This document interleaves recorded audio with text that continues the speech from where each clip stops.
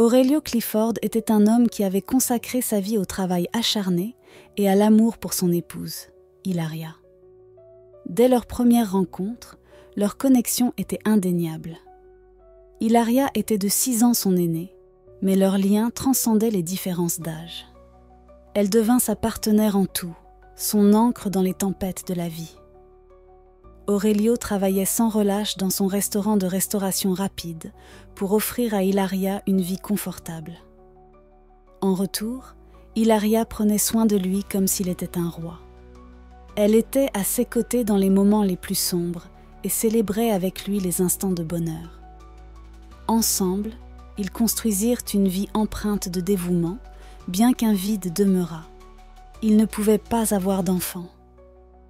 Pendant 35 années, Aurelio aima Hilaria profondément, sans jamais laisser l'absence d'enfants diminuer leur bonheur. Son cœur était comblé grâce à elle, et il s'était promis de passer le reste de ses jours à ses côtés. Pourtant, la vie prit un tournant cruel lorsque Hilaria tomba malade à l'âge de 65 ans. La maladie progressa rapidement, laissant Aurelio impuissant.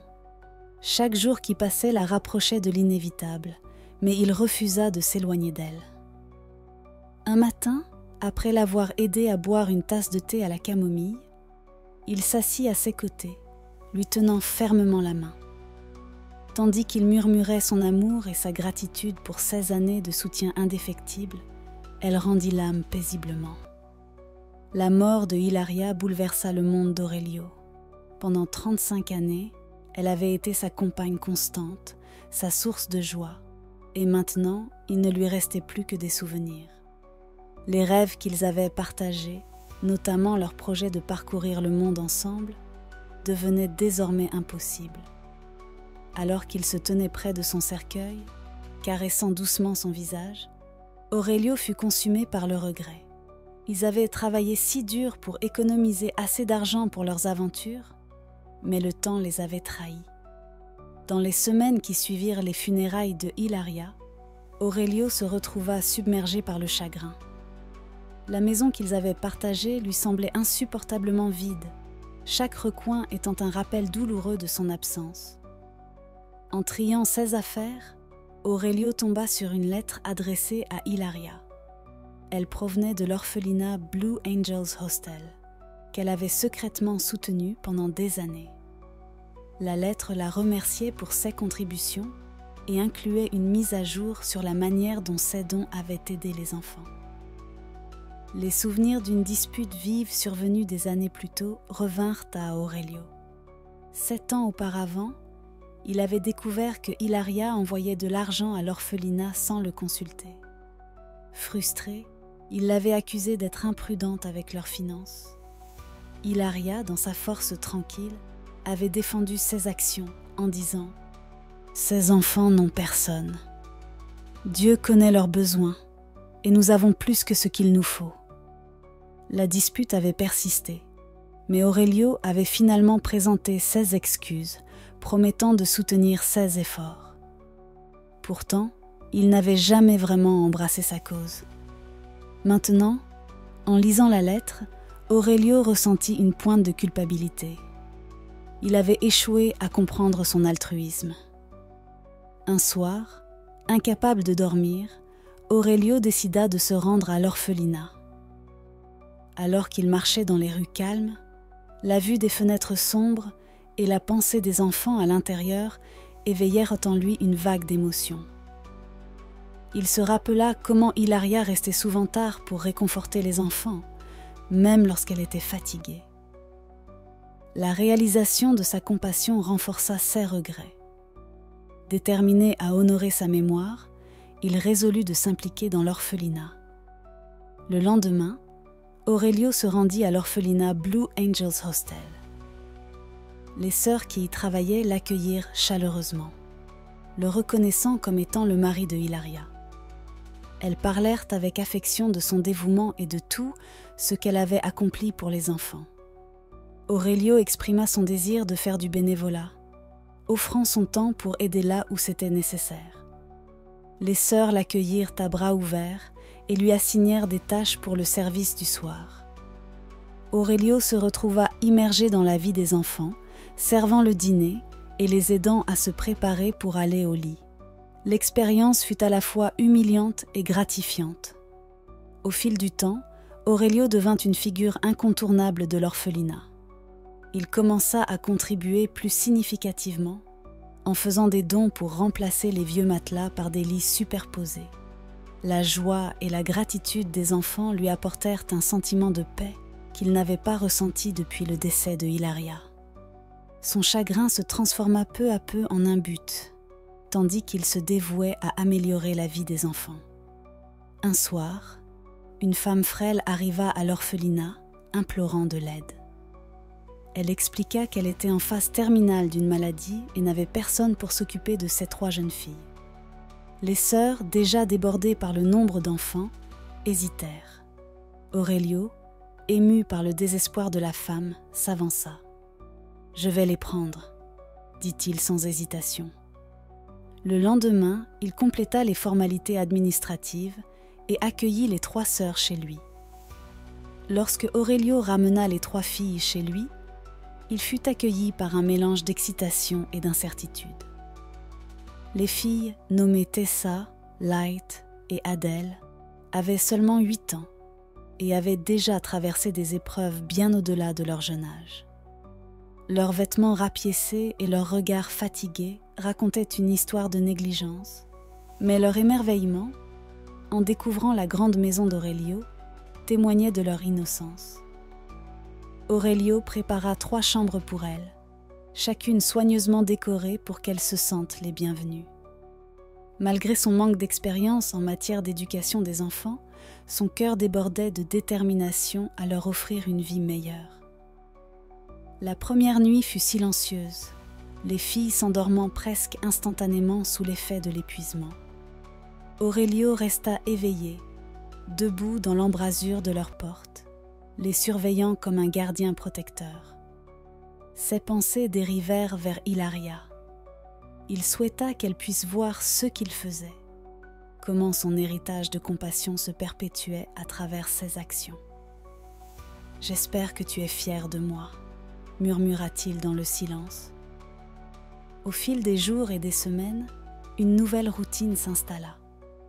Aurelio engagea une gouvernante et une cuisinière pour l'aider à gérer la maison, mais il prit sur lui de passer autant de temps que possible avec les filles.